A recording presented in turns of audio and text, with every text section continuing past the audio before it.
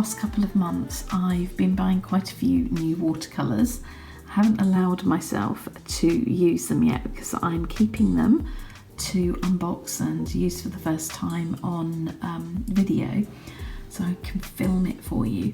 But yeah, I don't know why I'm whispering actually. I think it's because I'm very conscious of the fact that they're working on the renovations in the room that's kind of beneath this one. So if you hear noises, that's what that is. I don't know whether the camera's picking it up, but they're doing something down there. And I feel a bit self-conscious when I'm talking to the camera up here because I think they might be able to hear me. But anyway, yeah, I've been buying some handmade watercolours as well as big name brands. And yeah, I thought I'd just share with you a couple of the different things that I've been buying. So I got this little grayscale palette of 6 half pans. Doesn't it look absolutely gorgeous? I can't wait for these to arrive. I ordered them a couple of weeks ago. I ordered quite a lot from this shop, KW Arts Creations, and yeah, she has a delivery time of like 3 to 4 weeks at the moment, so I'm still waiting for them.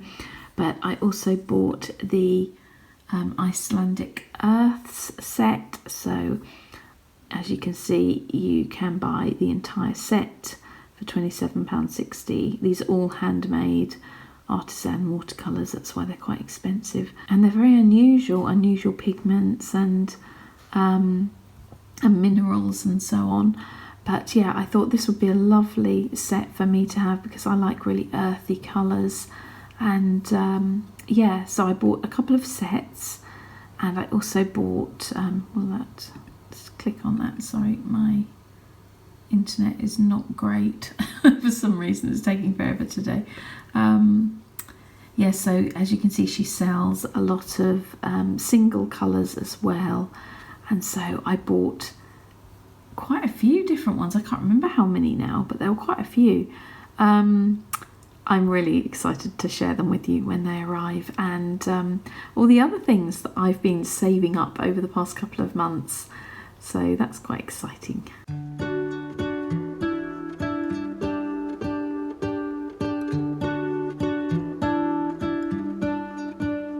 What if the world had more of your smile?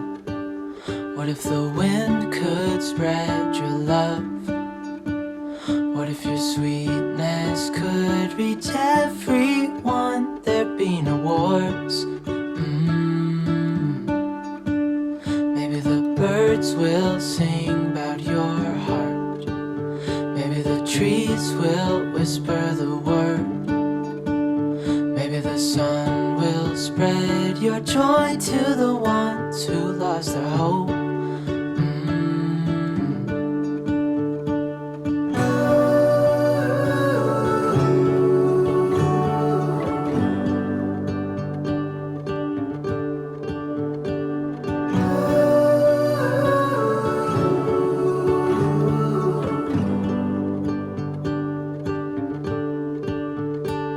Fill my head with roses.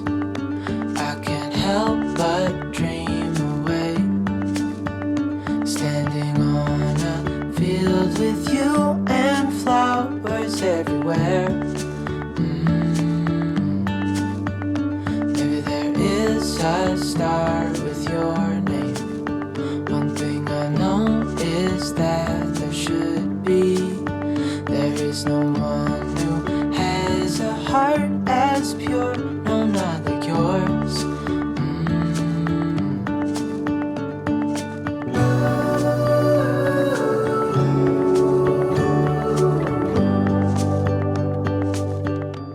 I'm just going to show you a couple of the landscapes I'm working on. These are canvases and I'm working in acrylic. This one, as you can see, has a little N at the bottom that should go round that way. It used to be something else. You can't see what it was because I've covered it up, but I decided to reuse the canvas. So yeah, we'll see how that one comes on. I'll be showing more of that in the next artist vlog. And I've got this little one in progress here. I've also got this piece, this is a drawing on paper, coloured pencil drawing, but it's probably going to be mixed media. I think I'm going to add paint and pen as well and build up the layers on that. There's still quite a lot to do on that one. And this one here is the start of a commission. That's going to have 2 little houses in that one and a gold moon.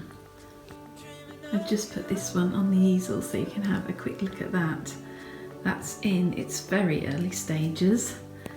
This has had the textured layer applied, but I'm going to layer several shades of probably brown over the top of that. And then we're going to have some lovely hills in the background. And this tree is going to be really detailed with loads more branches. And I think falling leaves as well. And I've also got to do more to the sky. See all the little bits of dust floating around? The sunlight is catching them, they're quite funny. Yeah, so there we go. They're just a few of the things that I'm working on at the moment, and hopefully as they progress and I finish some of them, I'll be able to share them in the next vlog. I thought it might be quite nice to just show you a little bit more of this watercolour swatch sketchbook. That's a bit of a mouthful. I was working on in the last video. Basically, I have divided it up into colour sections. So here we have reds and pinks. I've left several pages blank so that I can add more when my collection grows, which it will be doing very soon. And yeah, so I'll just flick through so you can see we've got greens there and blues and purples and so on. I think I swatched 51 paints in the end, so I was quite surprised that I had 51 gouache and watercolour paints. I didn't swatch the Gansai paints I have some collections of Japanese Gansai paints from Choosing Keeping. I didn't swatch those because they're swatched on separate sheets of paper anyway. And I didn't swatch the Holbein acrylic gouache because that's a different, it's kind of a mix of acrylic and gouache. So first of all, I did reds and pinks. I really like these Daniel Smith mineral pigment paints. These are the Primatech paints. They granulate beautifully. If I hold that up, you'll be able to see a bit better. It really bugs me actually that my circles aren't even, but they were all freehand. Somebody said, how do you swatch such I can't speak. How do you swatch such perfect circles? And I was like, to me, they don't look perfect. Some of them are bigger, some of them are smaller, but it all adds to that handmade quality. So, you know, I have to try not to be bothered by it. But the perfectionist in me is like, I really want all of these to be identical. Anyway, I did notice some interesting things, like for example here, where we have a Daniel Smith quinacridone rose and the Royal Talons, don't even ask me to pronounce that, gouache in rose. They were both PV19 pigment and they look quite different. The Daniel Smith is a much deeper colour. This is a much lighter rose. So I found it interesting that they're the same pigment, but they look quite different. You'll see here, I haven't really explained, have I, that we have the brand name underneath each swatch. We have the colour, the name of the colour, and any pigment information. Some of them, very rarely, they didn't have pigment information. Most of them did. The Primatech mineral pigments, they don't obviously have pigment information because they're just minerals. So it's either pigment, is that how you say that? Pigmentite and rhodonite. So they're just like genuine pigments or genuine minerals, should I say. So one thing I did notice that I really like how the Lefranc and Bourgeois gouache looks. It's very much like, looks quite like watercolour. So I thought this was beautiful, the way the water ran within the colour. This is a brand, when I mentioned this to Dominic, he hadn't heard of this brand. So I don't think they're that common in the UK. I actually bought these in Paris. So these come from my time in Paris. So I've had them for many years now. I mean, we're talking about 7 or 8 years, and they're still good. I mean, the tubes hadn't dried up. They still work brilliantly. I used to go out to the art shop and buy this brand. So I don't know whether any of you use Le Franc-Bourgeois, but I was quite impressed by the swatches. I mean, obviously I have used them in paintings, but I don't know, you get a different feel for the paints when you actually sit down to swatch them. This isn't something I've done previously, and I don't know why. I don't know why I never got into really swatching paints until I started my YouTube channel. But it's a great thing because you have this record, because paints look different in the tube to how they look on the page. So it's always handy to have this as a reference. So the only other pink and red I had currently was the Winsor & Newton Designer's Gouache. This is Flesh Tint. It's now called Pale Rose Blush, so they've changed the name, so I made a note of that. I really like that colour. I've had that colour for years as well. Right, then we get onto the oranges and yellows. Interestingly, there's a flesh tint here as well, but it was much more orange, so that one is in the orange section. Daniel Smith, I think out of all of the swatches on this page, the new Gamboge is just absolutely beautiful. It's really luminous. It's so lovely, and the way the water reacts in the bottom circle there. So yes, the reason I decided to swatch in 3 circles was so that I could have a mass tone, so that's more or less the undiluted colour from the tube, and then this one where I've added a little bit of water, and this one is more of a wash, so it just gives me an idea of how the paint reacts to water and how different it looks. Yeah, I wish I'd have swatched this page a bit better, but that's not one of my favourite pages. This one, however, I love the colours on this one, and I think I did a better job of the swatching. This one looks like it should be in the yellow section, but it is in fact linden green. This is a Winsor & Newton Designer's Gouache, as you can see. And on here we also have a couple more Daniel Smiths. So we have the Jadeite Genuine, which is an incredible paint.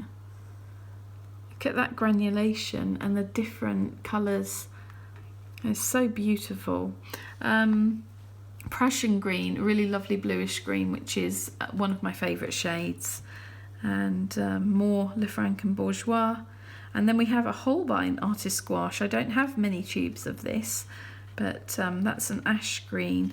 I noticed that gouache often has many different pigments, unlike watercolour. A lot of my watercolours were either single pigment or maybe a couple of pigments.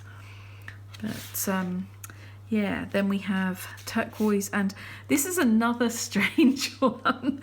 This is Cypress Green by Winsor & Newton.